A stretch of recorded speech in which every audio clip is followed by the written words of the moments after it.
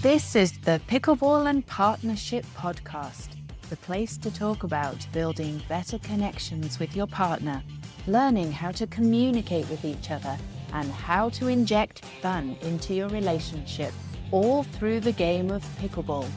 If that sounds like your cup of tea, pull up a chair, grab your paddle, and join me, your host, Charlotte Jukes, for Pickleball and Partnership.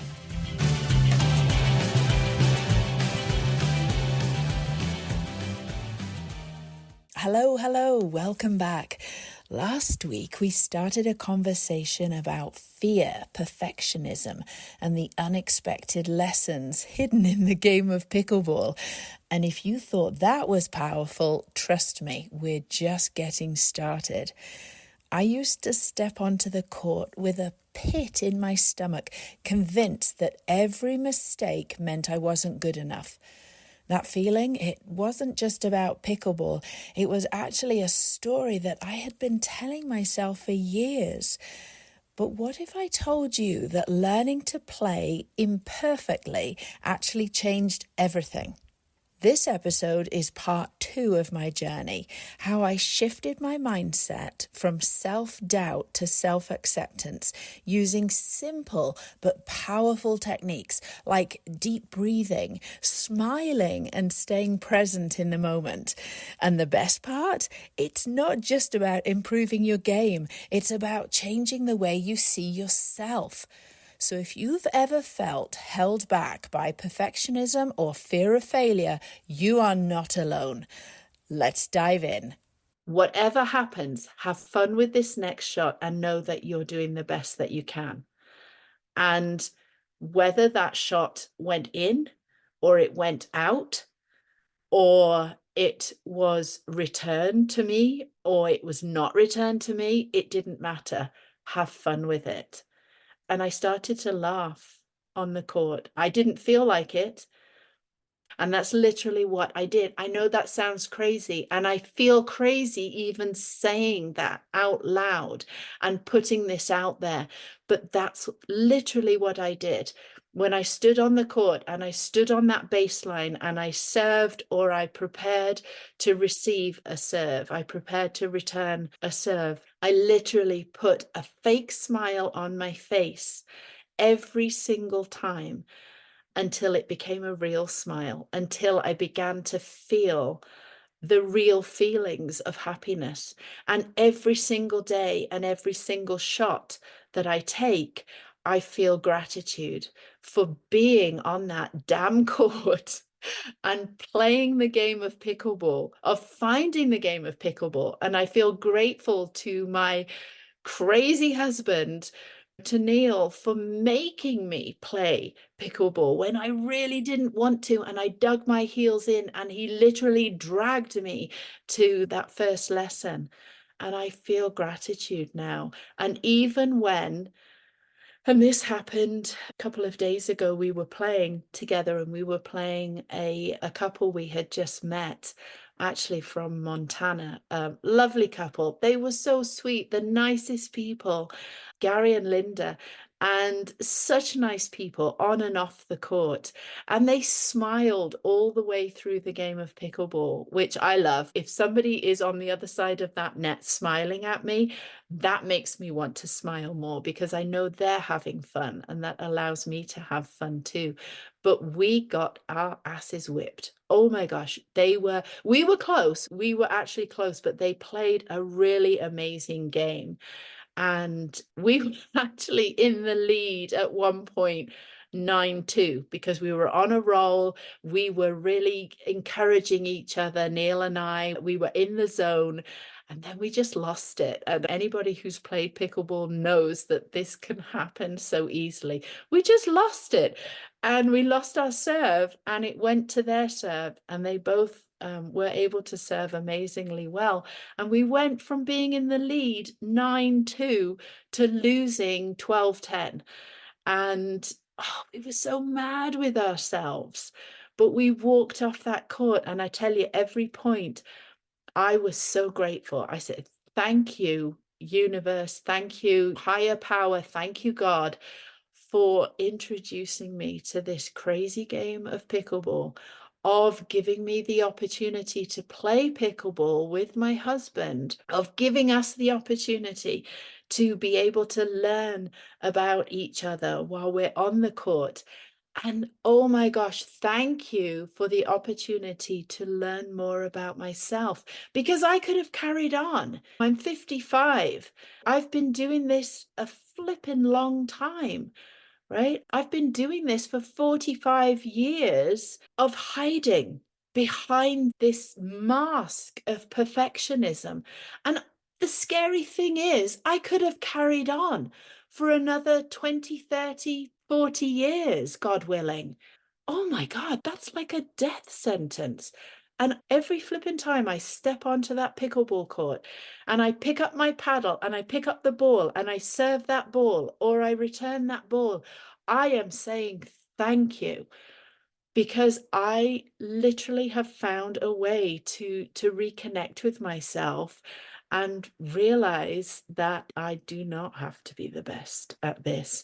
And actually, people love me more because I am sometimes quite useless. And sometimes I will say to myself, have you actually picked up a pickleball paddle before? And have you actually played this game before? Because there are some games where I honestly think, what the heck am I doing? I don't know what I'm doing. I can't hit the ball, or I can't hit the ball in, or I can't return the ball. But I am so grateful that I am moving, that I'm able to move, that I am able to run and jump, and that I have the strength and the ability and the muscles and the cognition to be able to play this game, that I'm healthy enough to play this game, that I'm living in this country, able to play this game with such amazing people. When I start to get anxious, when that self-doubt starts to creep in again, because it does, I remind myself of how far I've come and how far I've come today from yesterday. And I'm not comparing myself to other people.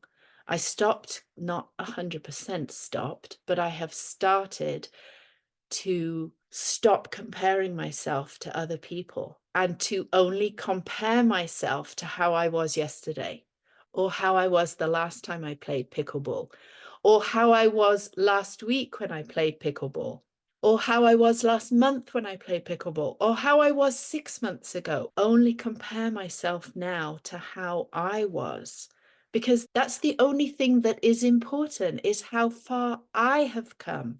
Not how far I have come compared to somebody else, not how far I have come compared to my opponents. It only matters how far I have come. Another interesting thing that I discovered playing pickleball was, and I have this lady, Maggie, to thank for this. So in the beginning, when we had our first outdoor pickleball lessons in the August, and then obviously the weather turned and it became autumn and then winter. And so we then found somewhere to play indoors. And there was a lady called Maggie, and she was a very good player. She is a very good player. And she would play a very tough, hard game against me. And she loves to smash the ball. She would smash the ball at me to the point where I was scared of the ball. I would actually shield my face, or I would turn my back on the ball, and I could not stand my ground at the net and hit the ball back. And that made me feel quite weak and inferior. And Maggie has this way of, let's say Maggie has a very poker face and she doesn't smile on the court. She does not show her emotions. And she's a very good opponent in that way. But Maggie used to instill rage in me, and I couldn't understand why. But when I played against Maggie, whoever I was playing with, whether my partner was Neil or not, but whenever I played against Maggie, she would make me feel quite angry. I shouldn't say that because she didn't make me feel angry. I was doing that to myself, but I would feel angry whenever I played against her and she would smash the ball at me. And I knew I was obsessed with winning. I knew at that point I was obsessed with winning and I couldn't beat her, but I didn't understand, or I wasn't aware of at that time, what an impact she was having on me, because she was not showing me that she was having fun. It seemed very serious.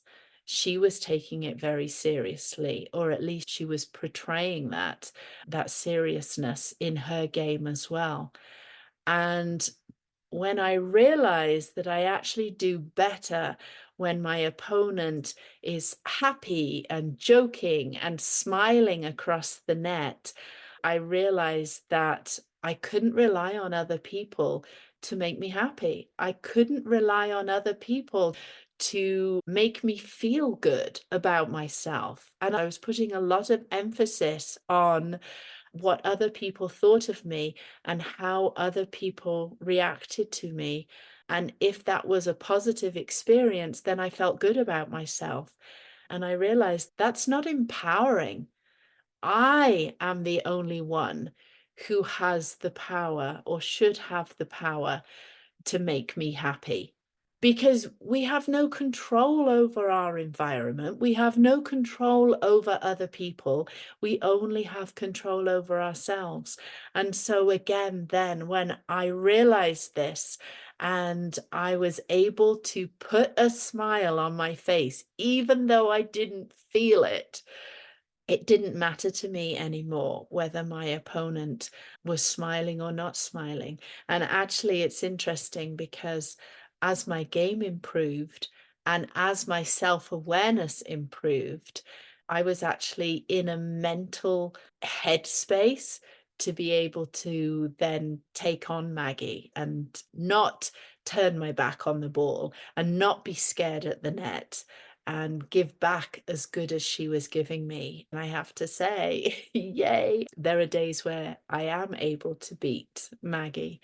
So again, I have to remind myself how far I've come, but how interesting that I was able to discover that about myself, that having somebody on the other side of the net that did not give me that positive affirmation had a huge impact on me, on my mental health, on my ability to have fun, on my ability to be able to play the game and be able to have fun doing it. So I just wanted to close this, or just wrap this up, by acknowledging what we can do to change our mindset, how we can feel safe in order to change our mindset. And changing my mindset required me to create this environment of psychological safety for myself. And so I sat down and wrote some key points, things that I did to be able to change my mindset so that I did create this environment of psychological safety for myself. And so the first thing I did was I was able to acknowledge my feelings without judging them. I allowed myself and had compassion for myself when I felt nervous, when I felt frustrated, when I felt challenged. I was able to name those emotions, and by naming those emotions actually helped me to diminish their power over me. And then just reminding myself as I stepped onto that court, and like I say, every shot that I took, I reminded myself, I do not need to be perfect. No one expects perfection. Most people are actually there playing pickleball to have fun. I wasn't there. To be honest, I have to tell you a secret. I wasn't there in the beginning to have fun. I was there to excel and to achieve. And I wasn't having fun while that was my goal.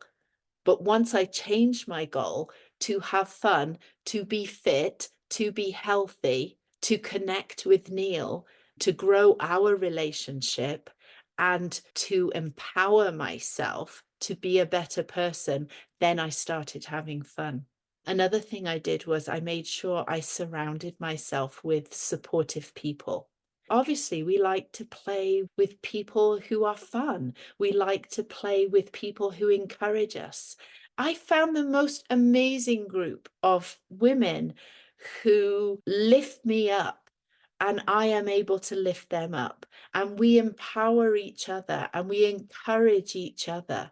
I remember the first time that one of these ladies told me that she loved my game at the net and she wanted to play pickleball like I play pickleball at the net.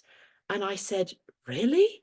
I was so shocked that somebody would look at how I was doing something and want to emulate that. And then I thought, hey, heck, why not? But then I was also able to say to her, you know what? I love the way you serve. I love the way you're able to read where the ball is coming from and the amount of spin on the ball and what you need to do to return that ball.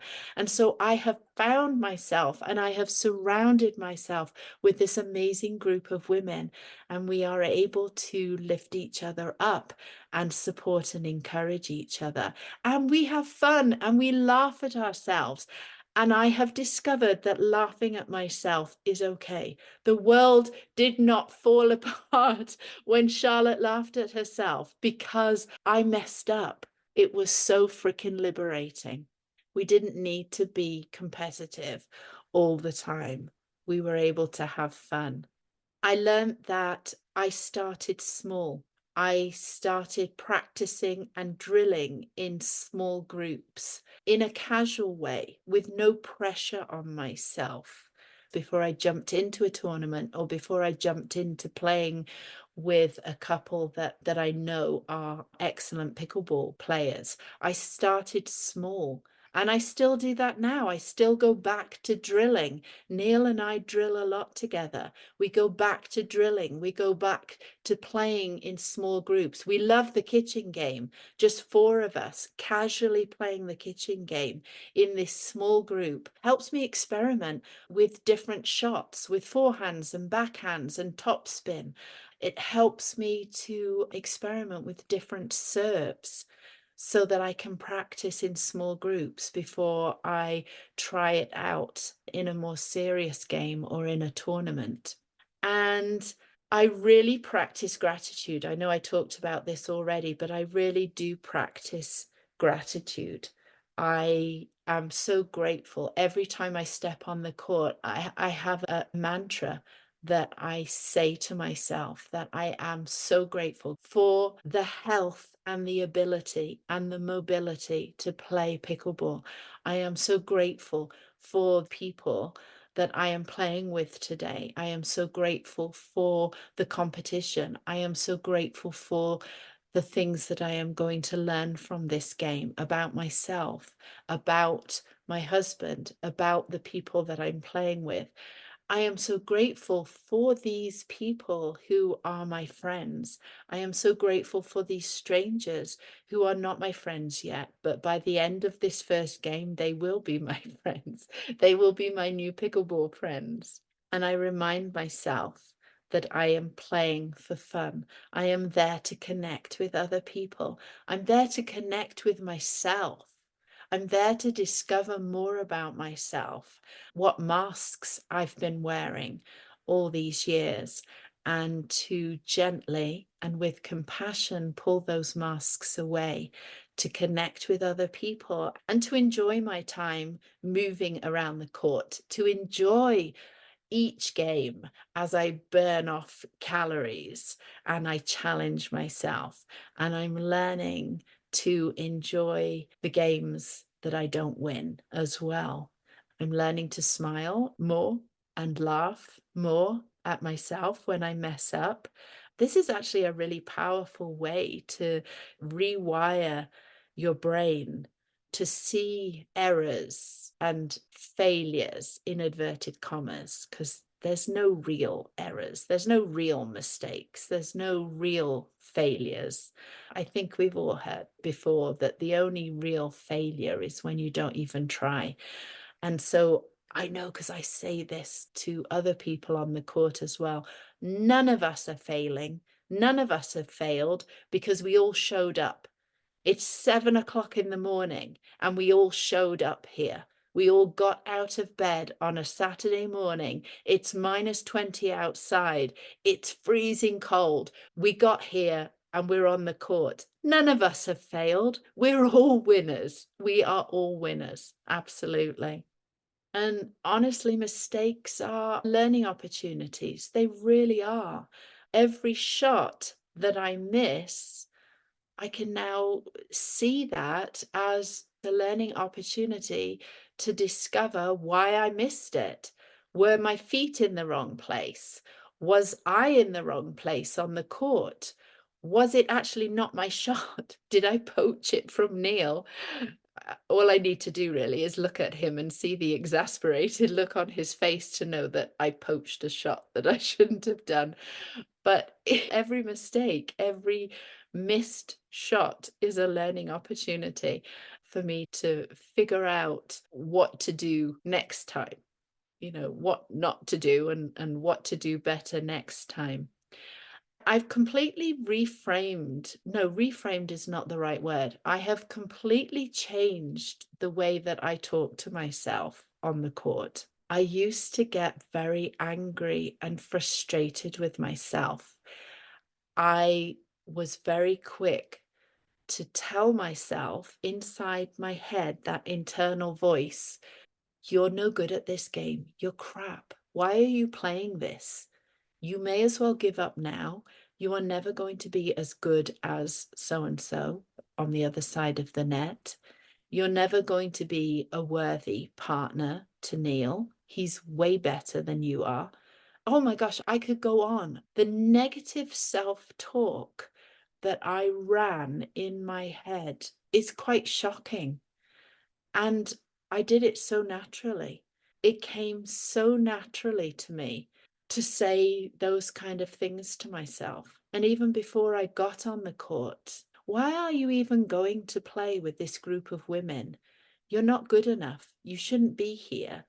They're going to judge you. They're going to laugh at you. They're not going to accept you. And I would literally sit in my car before I went onto the court, whether that was indoors or outdoors. I would literally sit in the car and have to change what I was saying to myself. And not only change what I was saying, but believe, truly believe a new way of thinking. Why am I not good enough to be with this group of women? Why are they going to judge me? And it took me back to that time when I moved to a new city, when I was 11 years old, and I went to the secondary school where I did not fit in, where I did not sound like everybody else when I spoke. A time when I believed that I had nothing worthwhile to say and that anything that I said would be ridiculed. There were bullies at the school. There were bullies, and they bullied me, and they made fun of the way that I spoke. They made fun of my accent, and I eventually heard enough times, you're not good enough, you don't fit in, we don't accept you, you're not like us, that I started to believe it. And that's what I've been believing all these years. And so when I would go to play pickleball with another group of women, I would tell myself those things. This group of women are going to judge you. They are going to ridicule you. They are going to talk behind your back. They may not let you know, but they will be doing this. They will be laughing at you. They will think that you're useless and that you're not good enough. Isn't that awful? Isn't that awful that I actually believed those things for such a long time? And so I sit in the car before I go in, and if Neil's with me, we sit there together and we give each other a pep talk. But I always give myself a pep talk too. But if I go in by myself, if I'm just playing with ladies or I'm playing in a new group or any group that I go in by myself, I sit in the car and I now tell myself the truth. I am good enough. I am good enough to go in and meet and connect with these women. I may not play at their standard, I may not play at their level, but I am a person who has a lot to offer. I have numerous skills. I do believe I'm funny sometimes. I do believe I'm caring. I do love to connect with people and I do have a lot to give. And I now tell myself these things. And I coach people, but I also have a coach myself. And so my coach actually got me to write down a list of all the things that I am good at, all my skills and characteristics. And there were a lot. I've done some damn good things in my life. I have created some really great skills and characteristics. And I do have a lot to offer other people, but I need to remind myself of this. So instead of sitting in the car waiting to go into pickleball and becoming anxious and letting that self-doubt creep in, I now remind myself that I am as good as anybody else, even if I don't play very well, and even if I miss shots, I'm trying and I've showed up and I can laugh it off and I can still be friendly and kind and compassionate to myself and I can still have fun with people. And I'm really good at apologizing. So it's okay if I say, hey, you know what? I'm sorry. I played a really bad game there. And I remember the first time I did that actually, and I played really badly. And this lady, Karen, that I was playing with, she said, yeah, you did. What the heck was up with you? And she laughed and it was okay. And I said, I don't know. I think I'm just in my head and I'm just not playing so well today. And she said, that's okay. That's fine. We all have days like that. And it was fine. It was okay. And I truly believed it that time. Whereas before I would have probably, I would have left and cried. I would have gone to the bathroom, literally, and I would have sat on the toilet and I would have cried, or I would have gone out to the car and I would have felt awful. And I would have told myself that I'm stupid and useless and that I shouldn't be there. But I don't do that anymore because I have a lot to offer. So I have changed the way that I talk to myself. And I do talk to myself in the same way that I would encourage a friend. So I am kind to myself and I am patient and I am understanding of those parts of me that want to be competitive and want to excel and want to be perfect. I am compassionate towards those parts because they have protected me for a long time now. Another thing I like to do when I'm playing pickleball, if I find myself getting too much in my head, or if I find myself getting anxious, even like when I'm walking in the doors and I don't quite know who's going to be there and I'm feeling anxious, is I will touch something. I will touch maybe the strap on my paddle cover or my bag. I'll touch the strap and just become mindful of the texture of it. And when I'm on the court and I'm playing, I become more mindful of the feel of the ball in my hand, or I may become more mindful of the feel of the paddle in my hand. And I make a very conscious effort now to loosen my grip on the paddle. And Coach Brent has always been an excellent reminder for me for that, amongst many other amazing tips. But one thing he always said to me was loosen your grip. So I have become more mindful and conscious of the way that I hold the handle of the paddle and how it feels in my hand. And if it's between points, I'll also take my other hand, I'll take my left hand and perhaps just touch the surface of the paddle and feel how that's different. Because when I can get out of my head and back into my body, I can calm my nervous system down. Another thing I do is become more mindful of the sounds around me. Now, sometimes it's very noisy when we're playing pickleball, so sometimes this isn't always super helpful. But if I can really concentrate on the court, that I'm playing on, and I can concentrate on the sound of the ball as it connects with my paddle, or it connects with my opponent's paddle, or if I can be more aware of the sound that the ball makes when it hits the ground or the floor. That's another thing that I can focus on to bring me out of my head.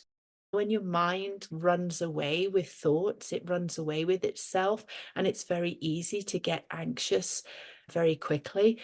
But if you just bring yourself back into your body and to the sounds around you, I often find that will help as well.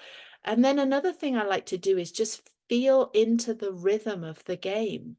So just feeling into, actually, again, Coach Brent laughs at me sometimes because I like to feel the rhythm as though it's a dance. He says I wave my arms around too much sometimes, but that helps me because that helps me to ground myself. If I can feel into the rhythm of my movement, of my backhand hitting the ball and following through, of perhaps a serve, of my left hand holding the ball, my right hand connecting my paddle with the ball, then it feels to me as though I'm doing a dance. And actually, this is something that perhaps Neil and I will talk about as well, is the dance that we have, the two of us, because ideally we should be moving together on the court, moving up to the net together, moving to the left together, moving to the right together. And when I can focus on the rhythm of that movement and the rhythm of that dance, that helps me get out of my head too, and back into my body, which really calms my anxiety and any negative thoughts that I might be having at the time. Another thing that I do is to focus on my breath.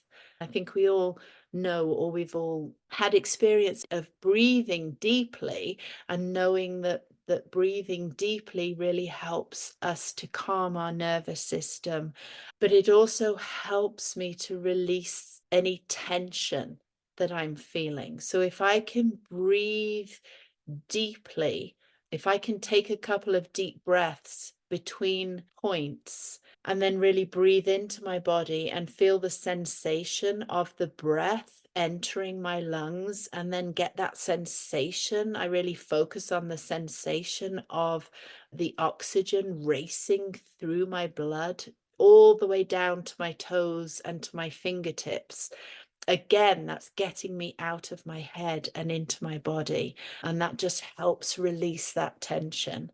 People will see me when I serve is I do bounce the ball several times. And I do have this sort of, I call it a dance, this little dance that I do, and a couple of steps that I take before I serve. So again, it's just putting the focus on my body and getting me out of that crazy headspace, that overthinking that happens so easily for me sometimes. And then again, just stop comparing myself to others. I only compare myself, or I try to now only compare myself to how I was previously, how I was yesterday or last week or last year, focusing inwardly and just being kind to myself. Everybody starts somewhere. Even the pros started somewhere. And like I say, I don't play to become a pro. I'm playing to be fit and healthy and have fun and connect with people. So I'm reminding myself to only compare me to how I was before and how far I have come. And just because somebody else may have this most amazing serve that I find impossible to emulate, that I find impossible to come anywhere close to, doesn't mean that's going to be my skill. Maybe I'm better at the net and pushing my opponents back. Maybe I'm better at running back for lobs. I do really enjoy running back for lobs. Maybe that's my forte. Maybe that's my skill. So I don't have to be good at everything. I don't have to be good at every single shot. I try and remind myself now, or I try and celebrate the good shots and the good games and the fun times, the laughter, and the great conversations afterwards, and the great friends that I have met and continue to play with. So I remember to celebrate all those things now as well. That's really important too. Just appreciating my own unique abilities and appreciating everyone else's unique abilities, because we're all different, but we're all pretty much the same too. We're all looking for that connection and that belonging. And through pickleball, I've honestly found my connection and my belonging that I have been missing out on for a long time. So thank you, pickleball, and thank you for listening. Hey, thanks for listening along with me and allowing me to share my experience of learning pickleball and my own personal growth. Here are the key takeaways from today's podcast episode. 1. Mindset shapes experience. I discovered that by intentionally smiling, even when I didn't feel like it, I could shift my emotions and ultimately enjoy the game more. I changed my goal from excelling to simply having fun, and that transformed my experience. 2. Gratitude enhances performance.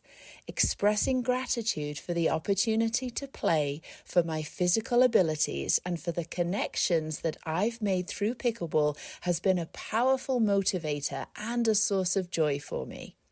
3. The power of self-talk.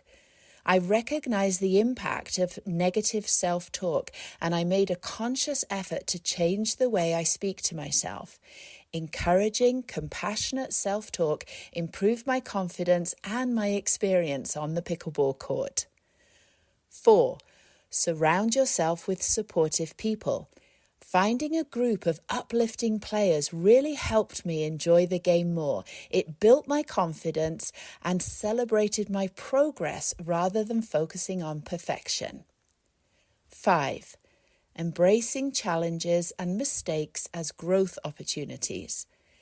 Instead of seeing mistakes as failures, I reframed them as learning experiences, which help me to improve without fear of judgment or self-criticism. 6. Staying present through mindfulness. Using techniques like feeling the texture of my paddle, listening to sounds, focusing on my breath, and finding the rhythm in my game helped me to stay grounded and reduce my anxiety. Please join me next week for another exciting episode of the Pickleball and Partnership Podcast. Next week, I'll be sitting down and chatting with one of my longtime pickleball friends and a great pickleball player herself, Laurie. We get into some really juicy stuff, so this is definitely one not to be missed. Until then, as Neil would say, don't dink your donk and pickle on. Thanks so much for listening today. I hope you enjoyed that conversation as much as I did. Anything mentioned, including links, notes, and a full episode list, will be over on our website at pickleballandpartnership.buzzsprout.com.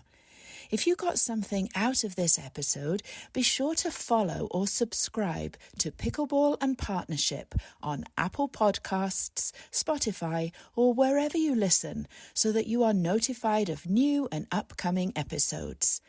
And if you're finding value in this podcast, a cost-free way to support us is to leave a 5-star review. It truly means the world to us. This will help more people access these real conversations.